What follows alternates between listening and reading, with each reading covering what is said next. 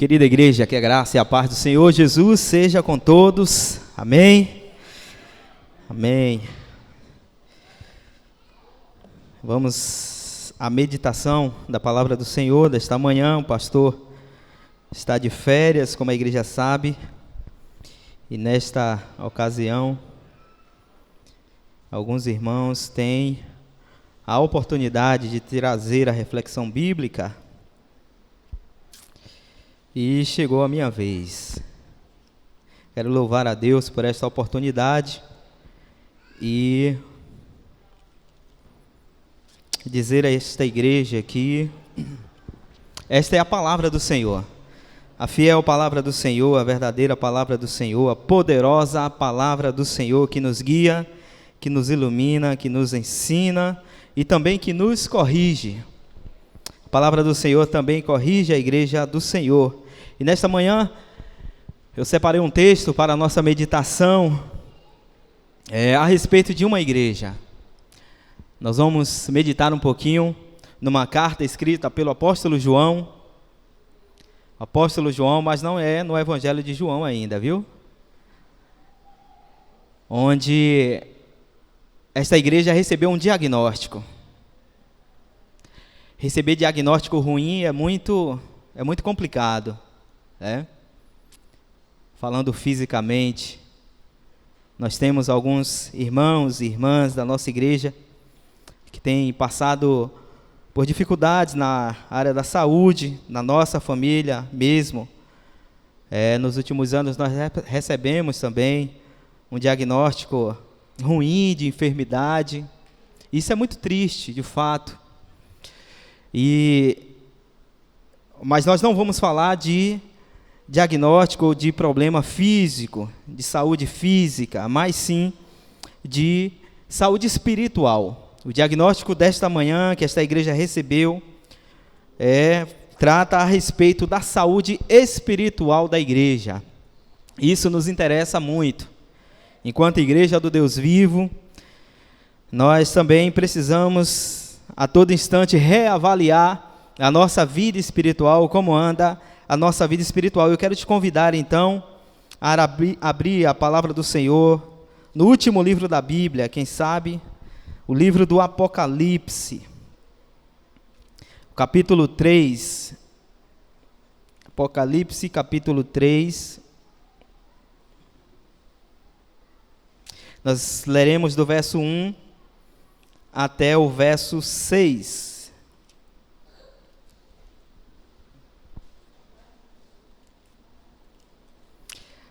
Livro do Apocalipse, capítulo 3,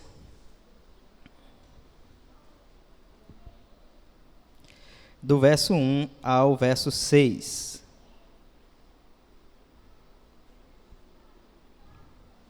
Deixa eu só abrir aqui.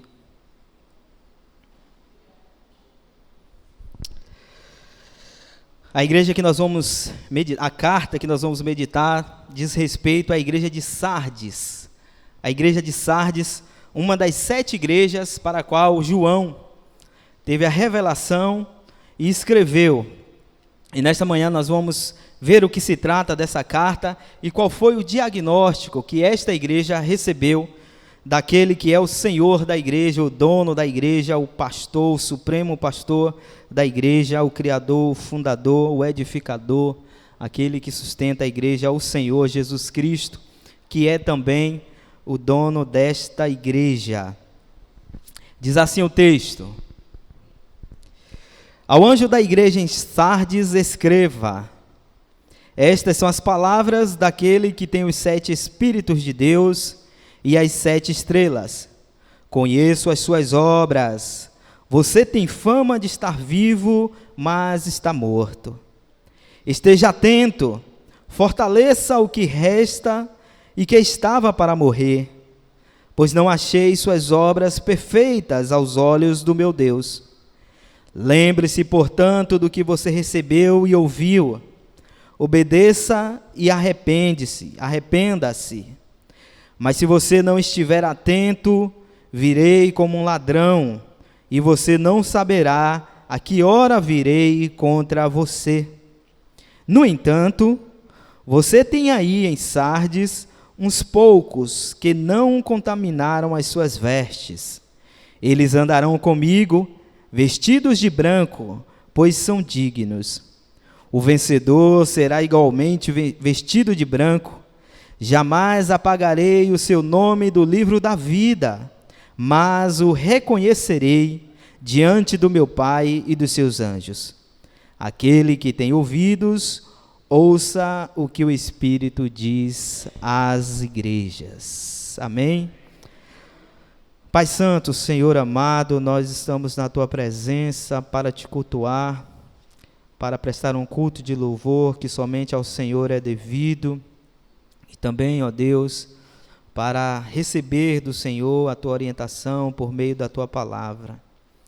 Que Teu Espírito, Senhor, e nós suplicamos que Teu Espírito nos fale, ó Deus, fale ao nosso coração, abra o nosso entendimento, ó Deus, e que somente as palavras que o Senhor colocar na minha boca sejam ditas nesta manhã. Fala-nos, ó Deus, assim nós oramos no nome de Jesus. Amém. Amém. Meus queridos, aí está a carta à igreja de Sardes. O livro do Apocalipse, nós sabemos, foi escrito por João, o apóstolo João, o discípulo amado, o discípulo do amor, que também escreveu o quarto evangelho e as epístolas de João. João foi pastor em Éfeso, na cidade de Éfeso, bispo ali, e de acordo com a história bíblica, a história da igreja, João é o último apóstolo vivo, foi aquele que viveu mais tempo e teve a sua vida preservada. E este período que João escreve, o Apocalipse, é um período onde a igreja atravessa uma grande perseguição. O contexto que João escreve o Apocalipse, a igreja estava vivendo uma grande perseguição. Os seguidores de Jesus, os seguidores do caminho, estavam passando por uma época de terror, de morte, perseguição, onde eles estavam sendo levados às prisões. O Império Romano estava afligindo a igreja de Jesus. Nesta época, o apóstolo Paulo já tinha morrido, Pedro também, e tantos outros, Tiago e os outros apóstolos, eles também já haviam sido mortos. E nós sabemos que, de acordo com os relatos da história, que provavelmente João é o único que morre ali de forma natural, pela velhice. E o Império Romano, nessa época em que João escreve, ele estava sendo comandado pelo imperador Domiciano. Domiciano é um imperador que não simpatizava muito com os cristãos, com a igreja de Jesus. E João, então, por meio do Império Romano, por meio de Domiciano, João foi levado à ilha de Patmos. João escreve, então, a revelação de Jesus Cristo a partir daquele lugar, a ilha de Patmos, que era uma pequena ilha ali no mar, no meio do mar Egeu.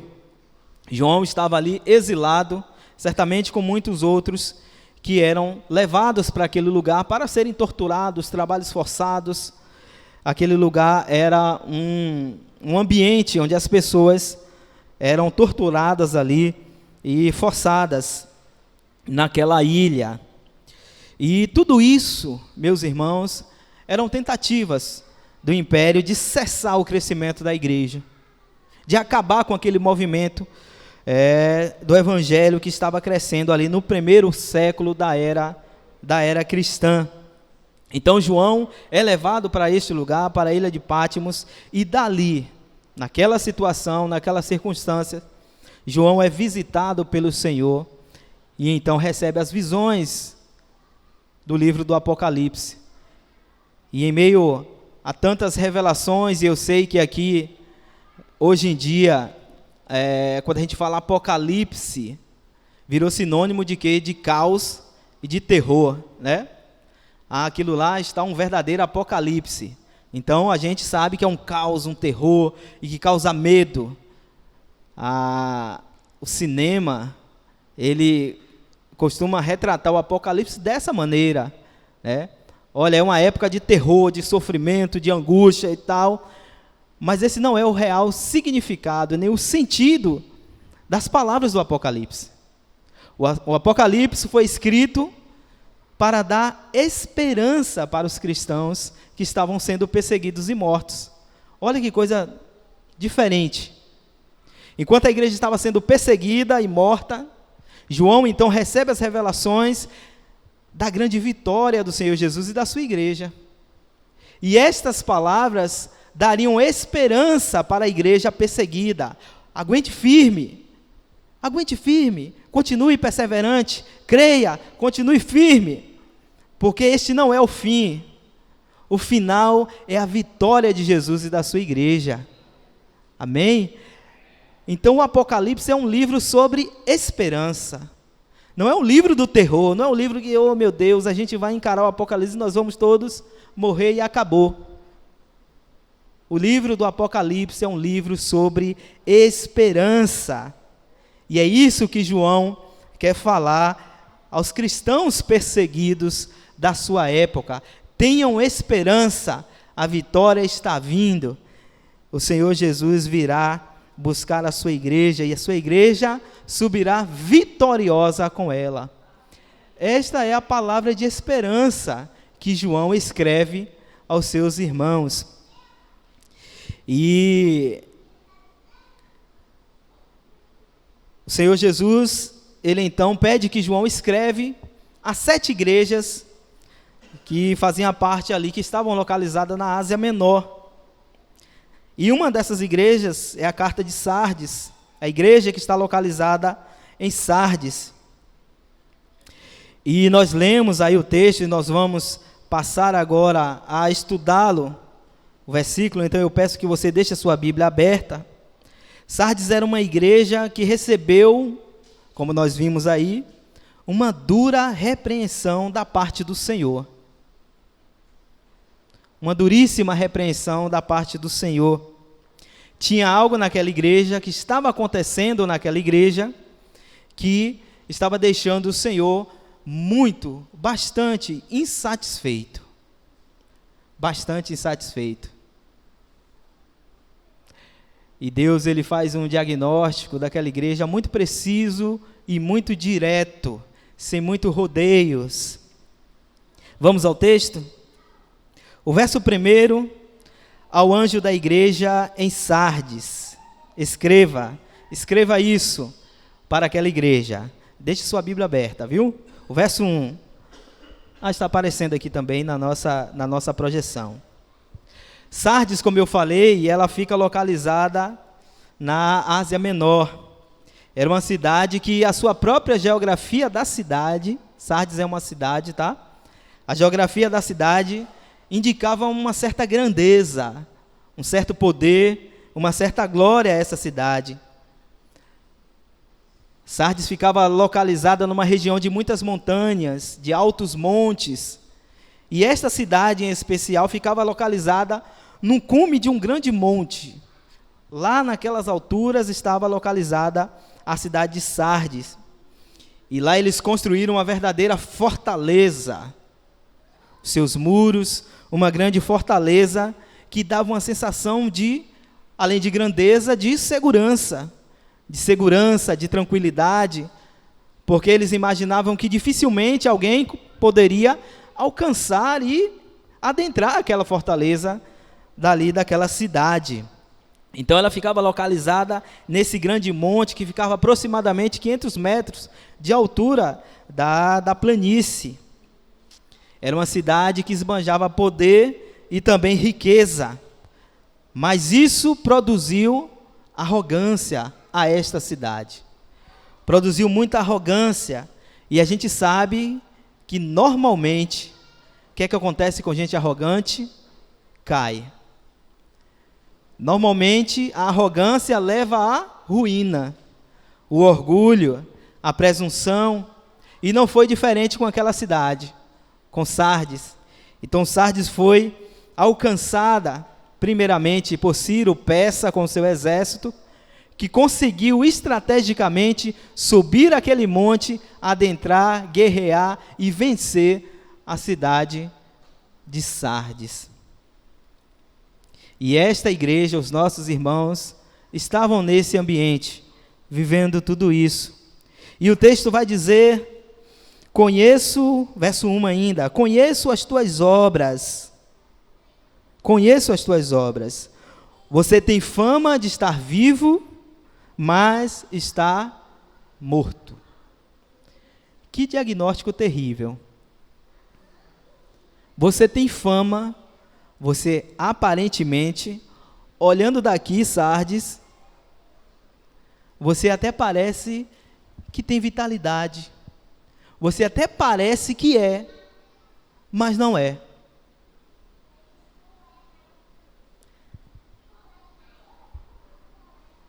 Eu conheço as tuas obras. A igreja de Sardes está sendo desmascarada, meus irmãos, com aquela carta escrita por João. Você tem fama, você tem jeito, até de igreja. Parece que você está viva, mas você não está. Você está morta. Você está morta. E é interessante que nós lemos o texto de 1-6, a gente não vê na carta problemas doutrinários acontecendo no meio da igreja. Ó Sardes, você está assim porque você está vivendo dessa forma ou pregando. Não existe problemas, destaques de problemas doutrinários naquela igreja. Não fala de perseguição, muito embora esse contexto, o contexto de João, como eu expliquei, e na igreja ali do primeiro século, finalzinho do primeiro século, que é mais ou menos quando João escreve o livro do Apocalipse, o texto não nos traz, não fala de perseguição ou de oposição a esta igreja, o que talvez não acomodaria. Uma perseguição talvez sacudisse aquela igreja, mas o texto não vai falar que aquela igreja está enfrentando oposição, dificuldade, perseguição. O texto não fala isso. Então, meus irmãos, ao que parece, a igreja de Sardes está enfrentando o problema da acomodação. A igreja que simplesmente esfriou, parou no tempo. Não é mais uma igreja vibrante, não existe sangue correndo nas veias da igreja de Sardes. É uma igreja que se acomodou, está tudo bem, tudo tranquilo, vamos ficar assim. Só que a acomodação, a frieza espiritual leva à morte. Leva à morte espiritual.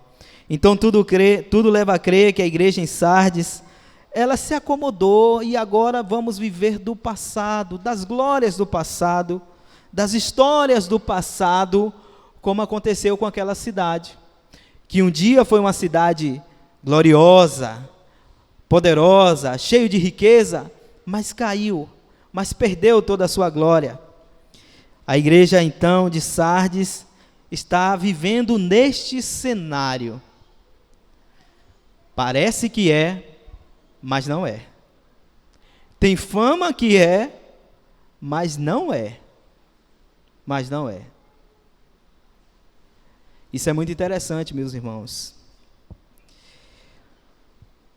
Porque de vez em quando a gente vê situações dessa maneira,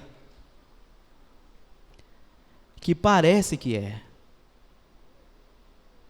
Tem jeito de crente, se veste como crente, fala como crente,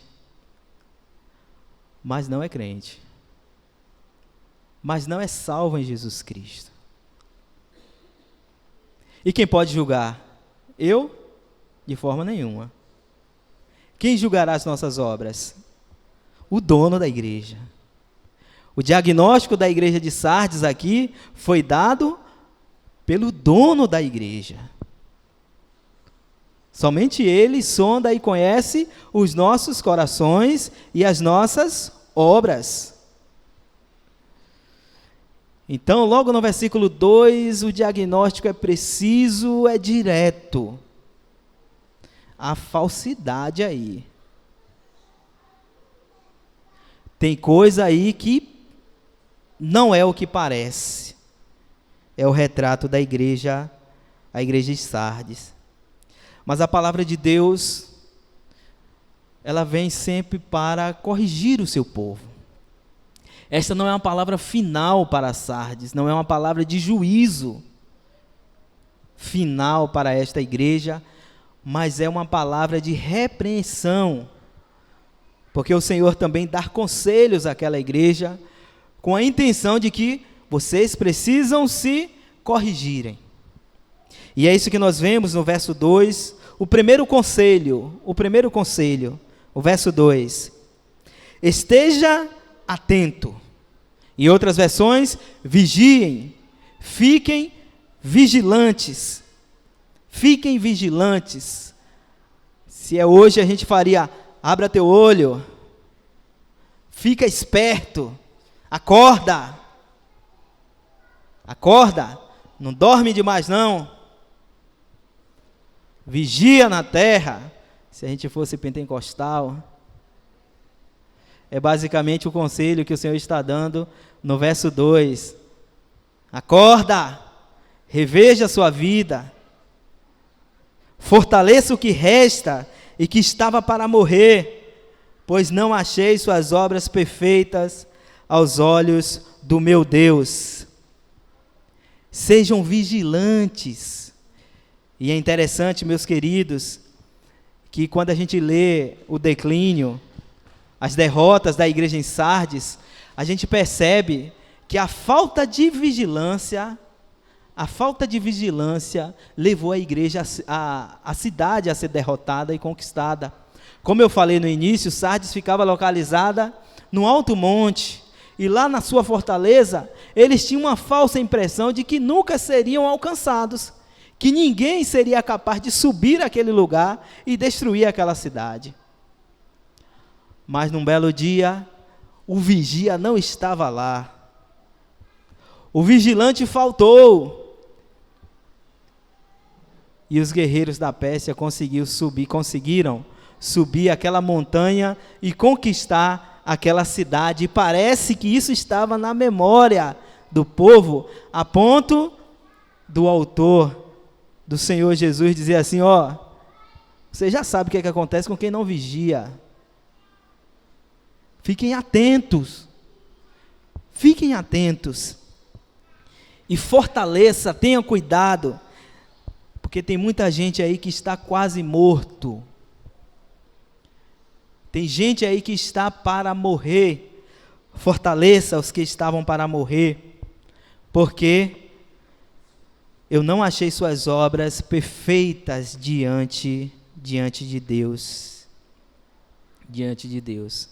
E é interessante que a Bíblia, nós temos diversos textos que nos chamam a atenção para a vigilância. A igreja do Senhor Jesus precisa estar vigilante no mundo, atenta no mundo, com os olhos bem abertos, para não se deixar levar e ser influenciada pelo mundo. O apóstolo Paulo, por exemplo, escrevendo aos Romanos, a sua carta aos Romanos, no capítulo 13, verso 11, diz: façam isso compreendendo o tempo em que vivemos. Chegou a hora de vocês despertarem do sono. Cuidado com o sono espiritual. Tem muita gente dormindo espiritualmente. Chegou a hora de vocês despertarem do sono, porque agora a nossa salvação está mais próxima do que cremos. Nós lembramos também, e isso é muito comum nas palavras de Jesus, quando ele fala lá no sermão profético, sermão apocalíptico de Mateus 24, vigiem, porque vocês não sabem o dia nem a hora. Então a Bíblia nos convoca a esta vigilância. O texto vai dizer para os irmãos em Sardes: fortaleçam aqueles que estão para morrer, que estão dormindo. O Senhor da igreja está dando este alerta. E aí nós vamos para o verso 3, porque no verso 3 ele diz por onde deve começar esse reavivamento espiritual na igreja. Sim, a igreja está dormindo, alguns já estão mortos. Por onde a gente começa a mudar esse quadro? A gente começa por onde? O que é que precisa fazer? Eu acabei de dizer que a palavra de Deus, ela tem a intenção de nos corrigir, de nos melhorar. E no verso 3, ele começa dizendo: lembre-se, portanto, do que você recebeu e ouviu. Obedeça e arrependa-se. Mas se você não estiver atento, virei como ladrão, e você não saberá a que horas virei contra você. No verso 3, o Senhor Jesus dá àquela igreja o passo a passo para um reavivamento espiritual. E o primeiro é: lembre-se do que você recebeu e ouviu. Precisamos ter memória espiritual.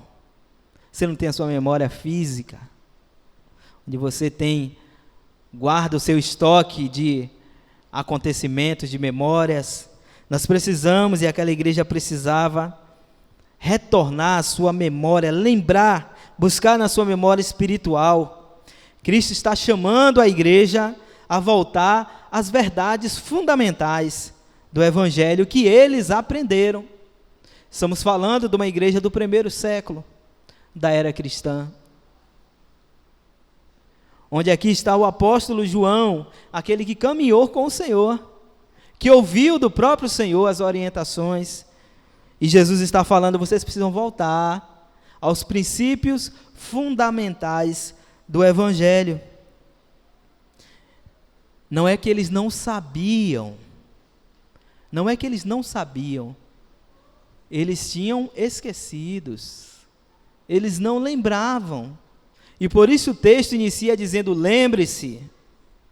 Ei, puxa pela memória aí. Lembre-se dos princípios, das verdades fundamentais do Evangelho de Jesus Cristo, da mensagem de salvação e dos ensinos que vocês receberam, mas que por alguma ocasião você se desviou. Você tomou uma outra direção. Isso, infelizmente, acontece, meus irmãos. Muitos cristãos podem receber a palavra, caminhar um tempo mediante a palavra de Deus, mas em alguma situação da vida, em algumas circunstâncias da vida, perdem o fervor. A chama se apaga. E aí mudam de direção, mudam o foco e se esfriam espiritualmente, a ponto de morrerem espiritualmente. Aqui é um chamado de Deus para voltar às bases e não permitir que a fé se torne uma mera formalidade religiosa, um rito religioso. Eu vou à igreja todo domingo, eu faço isso, eu faço isso e aquilo, mas como uma mera formalidade religiosa. O Senhor está atento à motivação do nosso coração. O Senhor conhece a motivação do nosso coração, assim como Ele conhecia a igreja de Sardes. Um outro passo que a igreja precisa dar: obedeça e arrependa-se. Deve haver em nós, assim como também o antídoto para essa frieza espiritual na igreja em Sardes, uma obediência contínua aos princípios da palavra de Deus. A ênfase está em obedecer à palavra de Deus, não apenas ouvir, não apenas ser ouvinte da palavra. Aquela igreja, Sardes, precisava viver uma fé em ação. O Senhor Jesus, encerrando o Sermão da Montanha, os irmãos conhecem o texto, finalzinho do capítulo 7 de Mateus, depois de ele dar uma série de instruções aos seus discípulos, ele termina dizendo que todo aquele que ouve as minhas palavras e não as pratica, aquele que é só ouvinte, aquele que ouve, sai, esquece e vai embora, eu semelhá-lo-ei a um homem tolo, insensato imprudente, tal como aquele que constrói uma casa sobre a areia. Quando vem o vento, as tempestades, aquela casa não subsistirá, não resistirá. Em contrapartida, o Senhor Jesus diz, daquele que ouve a sua palavra e põe em prática, e obedece a sua palavra, e vive uma vida de obediência prática, assemelhá-lo-ei a um homem prudente, que construiu a sua casa sobre a rocha, que é Ele mesmo, o Senhor Jesus. E aí pode soprar vento, tempestade, pode vir chuva, pode vir terremotos, maremotos, qualquer tipo de tragédia, e esta casa ela vai continuar firme, de pé. Os cristãos em Sardes estavam vivendo uma fé de fachada, meus irmãos. E nós precisamos aprender com os exemplos que a Bíblia nos mostra e reavaliar também a nossa conduta, a nossa vida, para que as nossas obras, quando pesadas na balança, possamos estar ali dignos diante do Senhor. Um outro passo é o arrependimento. Arrependa-se. Um arrependimento verdadeiro. E nós sabemos que arrependimento, arrepender, essa palavra arrepender, significa, primeiro, conhecer onde errou, entender o erro e mudar o rumo, mudar a direção. Se eu estava errando nessa direção, então eu vou me mudar para a direção contrária. Isto é arrependimento. E Jesus então está oferecendo uma oportunidade para a igreja se alinhar novamente com a sua vontade. E o que é que acontece se a igreja não seguir os passos, a orientação do Senhor Jesus? Mas se você não estiver atento, está aí no texto, se continuar faltando a vigilância, se continuar dormindo espiritualmente, então o Senhor Jesus virá. A igreja de Sardes estava espiritualmente adormecida, ainda que tenha uma reputação de que estava viva. E que se essa igreja não seguir a orientação dada pelo próprio Senhor, o Senhor viria como um ladrão. E aqui é um elemento surpresa mesmo, isso também é comum na boca de Jesus.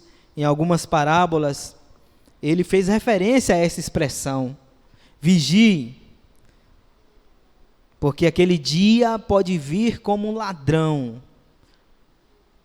Um elemento surpresa, quando você não estiver esperando e você seja surpreendido. Essa expressão foi usada em outros contextos, como eu falei, em Mateus 24, por exemplo, para descrever o retorno dele, de Jesus.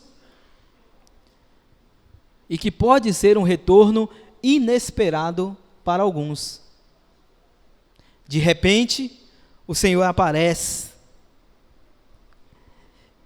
E aquela igreja poderia ser surpreendida. Aqui também pode significar um julgamento inesperado, meus irmãos. Porque muito embora todos nós estejamos aguardando aqui a vinda gloriosa do Senhor, que poderia ser hoje, poderia ser agora, mas a gente também pode ter a nossa partida antecipada à sua volta. É ou não é verdade?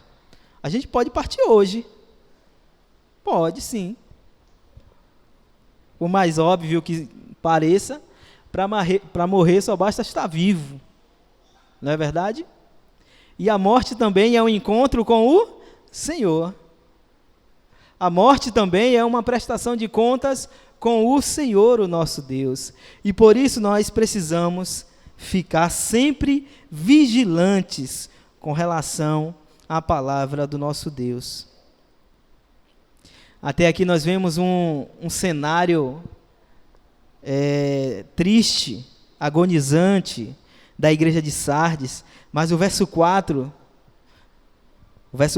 nos mostra que nem tudo estava perdido naquela igreja. Dê uma olhadinha no verso 4. Nem tudo estava perdido, muito embora o cenário que estava atravessando esta igreja. Olha o que o texto diz no verso 4. No entanto, você tem aí em Sardes uns poucos que não contaminaram as suas vestes. Eles andarão comigo, vestidos de branco, pois são dignos. Nem tudo estava perdido naquela igreja. Não era 100%. Agora é interessante que nós vemos no mesmo ambiente, no mesmo cenário, a separação entre morte e vida. Nós vemos no mesmo cenário, no mesmo auditório em Sardes, a separação entre luz e trevas, entre desânimo e perseverança, no mesmo quadro, no mesmo cenário. E o Senhor Jesus, o justo juiz, ele faz essa justiça, dizendo: olha, no entanto vocês estão nesta condição, mas nós temos aí os remanescentes, aqueles que perseveram, aqueles que têm um azeite, aqueles que não deixam a chama apagar, aqueles que estão de pé, aqueles que não contaminaram as suas vestes. Existia ali um remanescente de pessoas dedicadas, meus irmãos. Ainda existe vida em Sardes. Esta é a mensagem. Ainda existe vida ali. E aquele que vê e conhece, quem de fato tem o coração na obra, ele enxerga, ele sabe. Jesus sabe.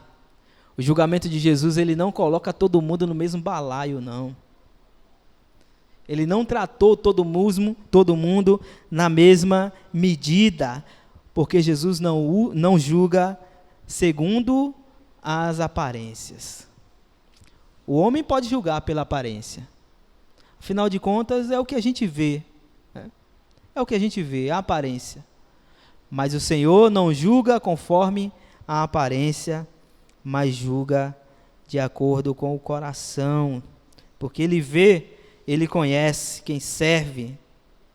Ele conhece quem serve. Essa é uma palavra também de motivação, de esperança, para dizer para você e para mim: olhe para Jesus. Continue fazendo a obra do Senhor. Se você enxerga que alguém, e outro dia eu estava conversando a respeito disso, alguém dizendo: mas os crentes tudo, né? Hoje em dia está na moda, né? Um mau testemunho ali, um escândalo ali, alguém que parecia que era e não era. Tantos escândalos acontecendo no nosso país, próximos de nós. E às vezes tem gente que fala: mas ser crente, mas está vendo aí. Olhe para Jesus. Olhe para Jesus. Não olhe para as circunstâncias. Você vai esfriar. Você vai desistir. Não olhe para as circunstâncias. Olhe para Cristo. Persevere, porque Deus está vendo o teu coração. Esta é uma palavra, então, que nos chama, que nos conclama a continuar servindo ao Senhor, independente de A ou B, independente do que eu estou vendo. Que isso é assim, que tinha que ser assim. Siga ao Senhor. Olhe para Jesus, o autor e consumador da nossa fé. Porque no capítulo 5, no verso 5 tem promessa. O verso 5 é o verso da promessa. Vejamos: o vencedor será igualmente vestido de branco. Jamais apagarei o seu nome do livro da vida, mas o reconhecerei diante do meu Pai e dos seus anjos. Mas o reconhecerei diante do meu Pai e dos seus anjos. Vale a pena perseverar, meus irmãos. A vitória está garantida àqueles que perseveram na fé, que lutam, que não mancham as suas vestes, que ficam de pé, que continuam de pé, servindo ao Senhor, na certeza de que a vitória está garantida pelo nosso Senhor Jesus Cristo. As vestes brancas aqui simboliza pureza, simboliza santidade, simboliza vitória. Simboliza vitória. Simboliza que o sangue de Jesus nos purificou de todo o pecado. E por isso nós seremos apresentados sem nenhuma mancha nem mácula diante de Deus. E esta é a grande vitória da igreja. É uma indicação de que o vencedor foi purificado por este sangue precioso e agora é digno de estar na presença de Deus e ter o seu nome escrito no livro da vida. Isso não é pouca coisa, não. No cartório, irmão Nunes, no cartório do céu, no registro civil do céu, estará o nome daqueles que perseveraram neste mundo, que perseveraram até o fim. E quando ele abrir o grande livro da vida, estará registrado lá, cidadão do céu. Seu nome está aqui, venha habitar nas moradas celestiais. Jesus promete reconhecer publicamente, nós seremos reconhecidos diante de Deus e diante dos seus anjos. Jesus promete reconhecer publicamente aqueles que venceram, os vencedores estarão diante de Deus. Meus irmãos, esta carta, ela nos ensina muita coisa. Aqui está uma grande advertência para não haver acomodação na igreja. Senão, com essa acomodação, nós começaremos a morrer lentamente, paulatinamente, aos poucos. E Deus, nesta manhã, chama a nossa atenção com o exemplo da igreja de Sardes, para dizer, segundo a igreja batista, perseverem, continue perseverando, continue fazendo a vontade de Deus, continue fazendo a obra do Senhor, continue, vença mais um ano, faça o trabalho do Senhor, faça o que precisa ser feito, porque nós não estamos trabalhando nem aguardando recompensa de homem nenhum. O apóstolo Paulo, escrevendo aos Coríntios, ele vai dizer, portanto, amados irmãos, sede firmes e constantes, sempre abundantes na obra do Senhor, sabendo que no Senhor as nossas obras não serão em vão. Nós receberemos sim a recompensa que vem do nosso Deus. Quando o Senhor Jesus vier buscar a sua igreja, haverá dois grandes julgamentos. Todo crente, todo cristão, todo servo de Deus comparecerá diante do trono do Senhor para receber a sua recompensa. É o julgamento do galardão, das obras. E lá nesse grande dia o Senhor irá pesar as nossas obras. Aquilo que nós fizemos, aquilo que não fizemos, aquilo que fizemos e por que fizemos. Tudo isso aparecerá diante do Senhor naquele grande dia.